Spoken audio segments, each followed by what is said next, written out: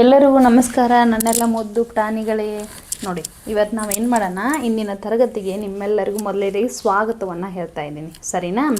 Okay ಮಕ್ಕಳೇ, ಇವತ್ತು 1ನೇ ತರಗತಿಯ ಕನ್ನಡ ಪುಸ್ತಕದಲ್ಲಿರುವಂತಹ 3ನೇ ಪಾಠವನ್ನು ನಾವು ಇಂದಿನ ತರಗತಿಯಲ್ಲಿ ಅಭ್ಯಾಸ ಮಾಡೋಣವಾ? ಎಲ್ಲರೂ ರೆಡಿ ಇದ್ದೀರಲ್ವಾ? ಜೋರಾಗಿ ಹೇಳಿ ನೋಡೋಣ, ಎಲ್ಲರೂ ರೆಡಿ ಇದ್ದೀರಲ್ವಾ ಮಕ್ಕಳೇ? ಓಕೆ, 1ನೇ ತರಗತಿ ಇರ್ತಕ್ಕಂತಹ 3ನೇ ಪಾಠ ಯಾವುದು? ಊಟದ ಆಟ ಅನ್ನುವಂಥ ಒಂದು ಪಾಠವನ್ನು ನಾವು ಇಂದಿನ ತರಗತಿಯಲ್ಲಿ ಅಭ್ಯಾಸ ಮಾಡೋಣ. ಎಲ್ಲರೂ ಪುಸ್ತಕವನ್ನು ತೆರೆದು ನೋಡಿ ಮಕ್ಕಳೇ. ತರದ್ರಲ್ವಾ? ಸರಿ, ನಾನೀಗ ನಿಮ್ಗೆ ಕೆಲವೊಂದು ಚಿತ್ರಗಳನ್ನು ತೋರಿಸ್ತೀನಿ. ಆ ಚಿತ್ರಗಳು ಅವುಗಳಿಗೆ ಏನಂತ ಕರೀತಾರಂತ ನೀವೆಲ್ಲರೂ ಹೇಳಬೇಕು, ಓಕೆನಾ? ನೋಡಿ ಮಕ್ಕಳೇ, ಇದು ಮೊದಲನೇ ಚಿತ್ರ. ಇದಕ್ಕೆ ಏನಂತ ಕರೀತಾರೆ ಕನ್ನಡದಲ್ಲಿ? ನಿಮಗೆ ಏನಂತ ಹೇಗೆ ಕಾಣಿಸ್ತಾ ಇದೆ? Okay, good. ಏನಿದು? ಮೂಗು. ಸರಿ, ಎರಡನೇ ಚಿತ್ರ ತೋರಿಸಲಾ?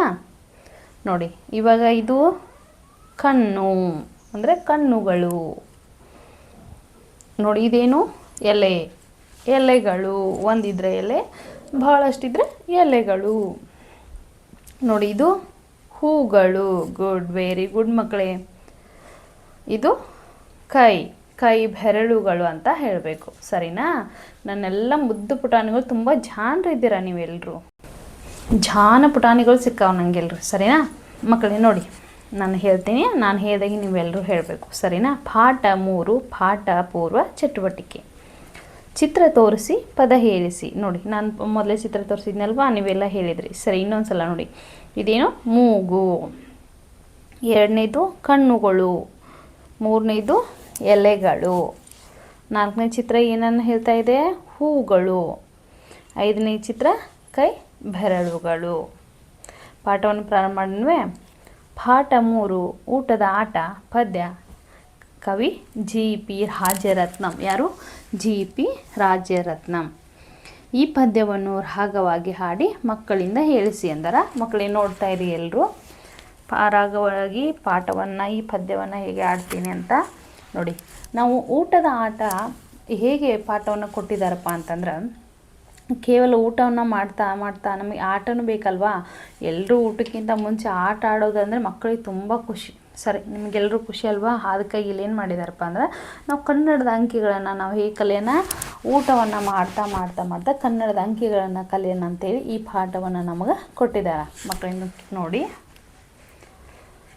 1 2 ಬಾಳೆಲೆ ಹರಡು, 3 4 ಅನ್ನ ಹಾಕು, 5 6 ಬೇಳೆ ಸಾರು, 7 8 ಪಲ್ಯಕ ದಂಡು, 9 10 ಎಲೆ ಮುದಿರೆತ್ತು, 1 ರಿಂದ 10 ಹೀಗಿತ್ತು, ಊಟದ ಆಟವು ಮುಗಿದಿತ್ತು. ಸರಿ, ಎಲ್ಲರೂ ಕೇಳಿದ್ರಲ್ವಾ ಮಕ್ಕಳಿಗೆ? ಕೆಲವೊಂದು ಪದಗಳನ್ನ ಕೊಟ್ಟಿದ್ದಾರೆ, ಓದ್ಕೊಂಡು ಬರೋಣ ಬನ್ನಿ. ಕೇಳಿದ ಪದಗಳು: 1 2 ಬಾಳೆಲೆ, ಹರಡು, 3 4 ಅನ್ನ ಹಾಕು, 5 6 ಬೇಳೆ ಸಾರು, 7 8 ಪಲ್ಯ ದಂಟು, 9 10 ಎಲೆ ಮುದಿರು ಎತ್ತು, ಊಟ. ಕೆಲವೊಂದು ಪದಗಳನ್ನ ಅರ್ಥವನ್ನು ಕೊಟ್ಟಿದ್ದಾರೆ ನೋಡಿ ಮಕ್ಕಳು, ಪುಟಾಣಿ ಮಕ್ಕಳೇ.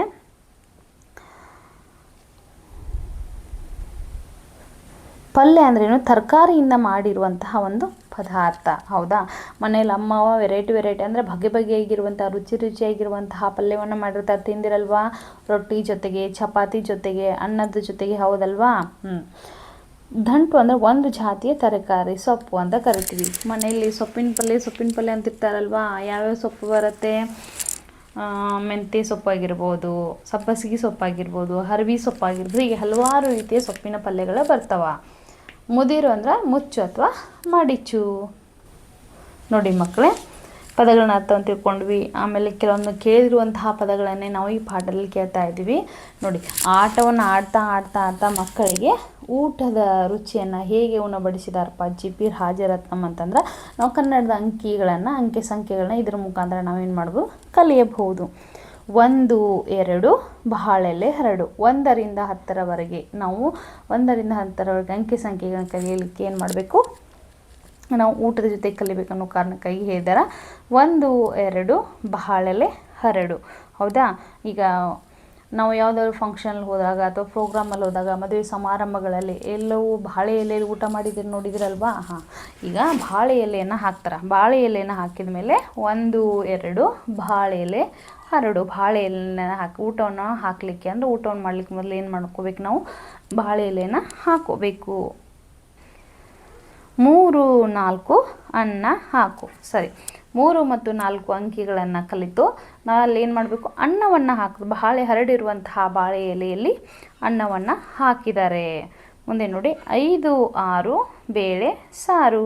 ನೋಡಿ, ಬೇಳೆ ಸಾರು ನಾವು ಬಾಳೆ ಎಲೆನ ಹಾಕಿದ್ರು, ಅನ್ನವನ್ನು ಹಾಕಿದ್ರು, ಅದಕ್ಕೆ ಬೇಳೆ ಸಾರು ಬೇಕಲ್ವಾ? ನಾವು ಹಾಗೆ ಸುಮ್ಮನೆ ಅನ್ನವನ್ನು ಅಷ್ಟೇ ತಿನ್ನಲಿಕ್ಕಾಗತ್ತಾ? ಅದು ರುಚಿಯಾಗಿರುತ್ತಾ? ನಮಗೆ ಟೇಸ್ಟ್ ಕೊಡುತ್ತಾ ನಮ್ಮ ಮಕ್ಕಳೇ? ಇಲ್ವಲ್ವಾ? ಅದಕ್ಕಾಗಿ ಏನು ಮಾಡಬೇಕು? ಪುಟಾಣಿಗಳೇ, ನಾವು ಅನ್ನವನ್ನು ಹರಡಿರುವಂತಹ ಬಾಳೆ ಎಲೆಯಲ್ಲಿ ಅನ್ನವನ್ನು ಹಾಕಿದ್ರೆ ಹಾಕಿರುವಂಥ ಅನ್ನಕ್ಕೆ ಬೇಳೆ ಸಾರವನ್ನು ಹಾಕಿದ್ದಾಯಿತು. 7 8 ಪಲ್ಯಕ್ಕೆ ದಂಟು. ದಂಟು ಅಂದರೆ ಪಲ್ಯ, ಅಂದರೆ ಪಲ್ಯದ ದಂಟು ಸೊಪ್ಪಿನ ಒಂದು ತರಕಾರಿ. ಹೌದಾ? ಸೊಪ್ಪಿನ ಪಲ್ಯನ ಮಾಡುವಂಥ ಒಂದು ಸೊಪ್ಪು ಪಲ್ಯ ಅಂತಂದರೆ ಹೇಳ್ಬೋದು. ಹೀಗಾಗಿ 7 8 ಅನ್ನೋಂಥ ಅಂಕಿಗಳನ್ನು ಕಲಿತು ನಾವು ಏನು ಮಾಡ್ಬೋದು? ಊಟವನ್ನು ಮಾಡ್ತಾ ಮಾಡ್ತಾ ಅಂಕಿ ಸಂಖ್ಯೆಗಳನ್ನು ಕಲಿಯುವುದಾಗಿದೆ. ಬೇಳೆ ಸಾರು ಜೊತೆಗೇನು ಪಲ್ಯವನ್ನು ಹಾಕಿದ್ದಾರೆ, ಸೊಪ್ಪಿನ ಪಲ್ಯವನ್ನು ಹಾಕಲಾಯಿತು. 9 10 ಎಲೆ ಮುದಿರೆತ್ತು. ನೋಡಿ, 9 10 ಅಂತ ಅಂಕಿ ಸಂಖ್ಯೆಗಳನ್ನು ಕಲಿತು ಊಟವನ್ನು ನಾವು ರುಚಿಯಾಗಿರುವಂಥ ಅಮ್ಮ ಬಡಿಸಿರುವಂತಹ ರುಚಿಯಾಗಿರುವಂತಹ ಬಗೆ ಇರುವಂಥ ಊಟವನ್ನು ಮಾಡಿದ್ವಿ. ಹರಡಿರುವಂತಹ ಬಾಳೆಯಲ್ಲಿ ಅನ್ನವನ್ನು ಹಾಕ್ಕೊಂಡು ಅದಕ್ಕೆ ಬೇಳೆ ಸಾರನ್ನು ಹಾಕ್ಕೊಂಡು ಆಮೇಲೆ ಅಮ್ಮ ತಯಾರಿಸುವಂಥ ಸೊಪ್ಪಿನ ಪಲ್ಯವನ್ನು ಹಾಕ್ಕೊಂಡು ಆಮೇಲೆ ಎಲ್ಲ ಊಟವನ್ನು ಆದಮೇಲೆ ಏನು ಮಾಡ್ತೀವಿ? ಎಲೆಯನ್ನು ಮಡಚಿ ಹೋಗಿ ಕೈಯನ್ನು ತೊಳಿತೀವಲ್ವಾ? 1 ರಿಂದ 10 ಹೀಗಿತ್ತು ಊಟದ ಆಟವು ಮುಗಿದಿತ್ತು. ನೋಡಿ, 1 ರಿಂದ 10ರವರೆಗೆ ನಾವು ಅಂಕಿ ಸಂಖ್ಯೆ ಕಲಿತ್ವಾ? 1 2 3 4 5 6 7 8 9 10. ಹೌದಾ? 1 ರಿಂದ 10ರವರೆಗೆ ನಾವು ಅಂಕಿ ಸಂಖ್ಯೆಗಳನ್ನ ಕಲಿತ್ವಿ. ಅದರ ಜೊತೆಗೆ ನಾವು ರುಚಿಯಾದಂಥ ಊಟವನ್ನು ಕೂಡ ಮಾಡಿದ್ವಿ. ಊಟದ ಆಟವು ಮುಗಿದಿತ್ತು. ಆಟದ ಜೊತೆಗೆ ಊಟ ಮಾಡೋದೇ ಒಂದು ಅದ್ಭುತ ಅಲ್ವಾ ಪುಟಾಣಿಗಳೇ? ಮಕ್ಕಳೇ, ನಿಮಗೆಲ್ಲರೂ ತಿಳಿದಿದೆ ಅಲ್ವಾ? ಮನೆಯಲ್ಲಿ ನೀವೆಲ್ಲರೂ ಈ ಪದ್ಯವನ್ನು ಕಂಠಪಾಠ ಮಾಡ್ಕೊಂಡು ಬನ್ನಿ. ಸರಿ ಆಯಿತಾ? ನಿಮಗೆಲ್ಲರೂ ಈ ಪಾಠ ಅರ್ಥ ಆಗಿದೆ ಅಂತ ನಾನು ಭಾವಿಸ್ತೀನಿ ಮಕ್ಕಳೇ. ಮತ್ತು ಮುಂದಿನ ತರಗತಿಯಲ್ಲಿ ಮುಂದಿನ ಪಾಠವನ್ನು ನೋಡೋಣ. ಅದಕ್ಕಿಂತ ಮುಂಚೆ ಈ ಪಾಠದ ಪ್ರಶ್ನೋತ್ತರಗಳನ್ನ ಚರ್ಚೆ ಮಾಡೋಣ. ಓಕೆನಾ? ನಾಳೆಯ ದಿನ ತರಗತಿಯಲ್ಲಿ ಪುಟಾಣಿಗಳೇ, ಬಾಯ್ ಎಲ್ಲರಿಗೂ.